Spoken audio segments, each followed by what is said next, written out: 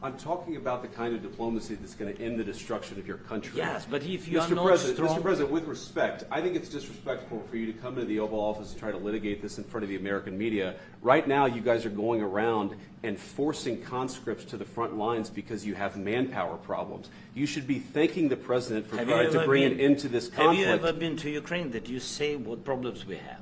I have been to. Come once. I've actually watched and seen the stories, and I know what happens is you bring them on a propaganda tour, Mr. President.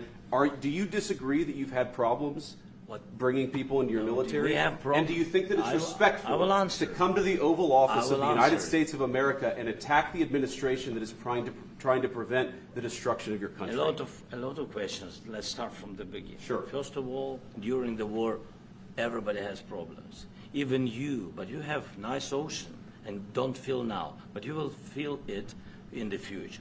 God bless. You don't know that. God bless. You don't God know bless. That. You will not have a war. Don't tell us what we're going to feel. We're trying to solve a problem. Don't tell us what we're going to feel. I'm not telling you. Because I'm you're in no answering on this position to question. dictate that. That's Remember exactly this. what I'm not You're in dictating. no position to dictate what we're going to feel.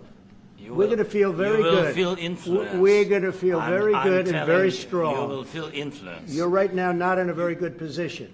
You've allowed yourself to be in a very bad position, and he happens to be right about it. From the very beginning of the war. You're not in a good position. You don't have the cards right now. With us, you start having cards. Playing cards. But right now, you don't. Yeah, you're playing cards. Mr. President. You're playing cards. Serious. You're gambling with the president lives of millions of people. You're gambling with World War III. You're gambling with World War III.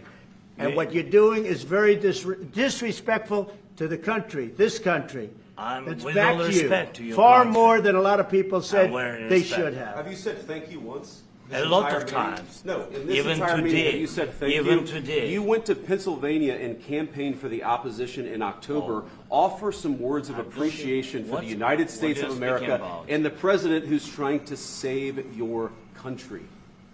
Please, you think that if you will speak very loudly about the war, you He's can... not speaking loudly. He's not speaking loudly. Your country is in big trouble. Can I Wait a answer? minute. No. You've done a lot of talking. Your country is in big trouble. I know. You're not winning. I know. You're not winning this.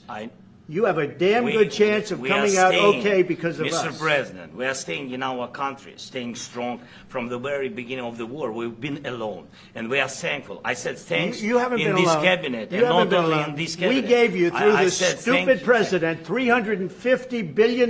You voted we gave for you your military president. equipment, You and your voted men for are your brave, president. but they had to use our military. What about if you didn't have You our invited military me- equipment, You invited if me you to didn't speak. have our military equipment, this war would have been over in 2 weeks. In 3 okay? days, I heard it from Putin. In 3 days, this is something Maybe new. less. In 2 weeks, of course, yes. It's going to be a very hard thing to do business like this, I tell you. Just say thank you. I said a lot of times thank you to American people. Except that there are disagreements, and let's go litigate those disagreements rather than trying to fight it out in the American media when you're wrong.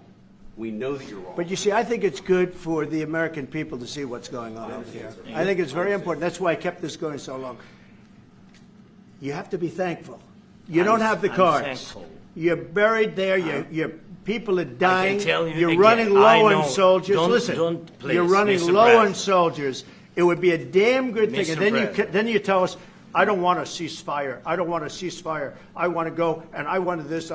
Look, if you could get a ceasefire right now, I tell you, you take it so the bullets stop flying and your men stop getting killed. Of course, we want to stop the war. But you're saying you don't want a ceasefire. But I said to you, I want a ceasefire. with guarantees. Because you'll get a ceasefire faster than an agreement. Ask our people about ceasefire, what they think. That wasn't doesn't with matter me. for you what- that what wasn't this with me. means.